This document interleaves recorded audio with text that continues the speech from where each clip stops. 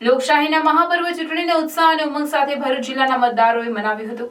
આકાશમાંથી વરસતા અગનગોળા છતાં મતદારોમાં મતદાનનો અનેરો ઉત્સાહ વહેલી સવારથી જોવા મળ્યો।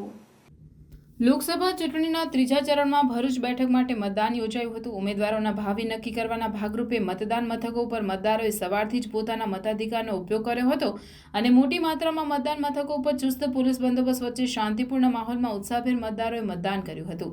ઉમેદવારોના વિજય દાવા વચ્ચે ઉમેદવારોનું ભાવિ ઈવીએમમાં સીલ થતા હવે 4 જૂનની મતગણતરી બાદ પરિણામ જાણી શકાશે। ભરૂચ લોકસભા બેઠક ઉપર 8 ઉમેદવારોના ભાવિ નક્કી કરતા ભરૂચ જિલ્લાના 1893 મતદાન મથકો ઉપર મતદારોએ પોતાના મતાધિકારનો ઉપયોગ કરવા માટે સવારથી જ કતારમાં જોવા મળ્યા હતા। ભરૂચ શહેરના અનેક સ્થળોએ અને ગ્રામ્ય વિસ્તારોમાં પણ વૃદ્ધોથી માંડી યુવાન યુવતીઓ પણ પ્રથમ વખત મતદાન કરવા ઉત્સાહિત જણાયા હતા। લોકશાહીના મહાપર્વ ચૂંટણીને લઈ કાયદો વ્યવસ્થા જળવાઈ રહે તે માટે સમગ્ર મતદાન મથકો પર ચુસ્ત પોલીસ બંદોબસ્ત સાથે કાફલો ખડકી દેવામાં આવ્યો હતો, જેના ભાગરૂપે મતદારોએ પણ શાંતિપૂર્ણ માહોલમાં મતદાન કર્યું હતું। સવારના પ્રથમ કલાકમાં 10%થી વધુ મતદાન નોંધાયા બાદ સતત ઊંચી જતા સાંજના 5 વાગ્યા સુધીમાં 63.56% થઈ હતી, જે જોતા અંતિમ ટકાવારી 70%થી ઉપર રહે તેમ અનુમાન લગાવાઈ રહ્યું છે।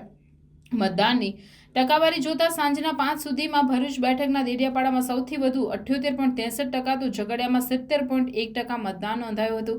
ભરૂચ બેઠકની 7 બેઠકો પૈકી સૌથી વધુ મતદાન આદિવાસી મતદારોના વર્ચસ્વવાળી આ બંને બેઠકો પર જોવા મળ્યું હતું, તો અન્ય 5 બેઠકોના મતદાનની ટકાવારી પર નજર કરતા સાંજના 5 સુધીમાં કરજણમાં 62.13%, વાગરામાં 55.10%, જંબુસરમાં 58.29%, અંકલેશ્વરમાં 59.38% અને ભરૂચમાં સૌથી ઓછું 55.55% મતદાન નોંધાયું હતું।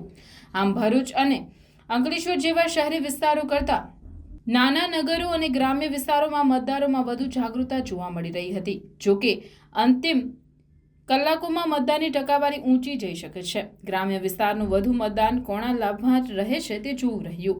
હાલ તો ઉમેદવારો પોતપોતાના ગણિત માંડી વિજય દાવા કરી રહ્યા છે, ત્યારે 4 જૂનની મતગણતરી બાદ જાણી શકાશે કે કોણ દાવમાં દમ છે।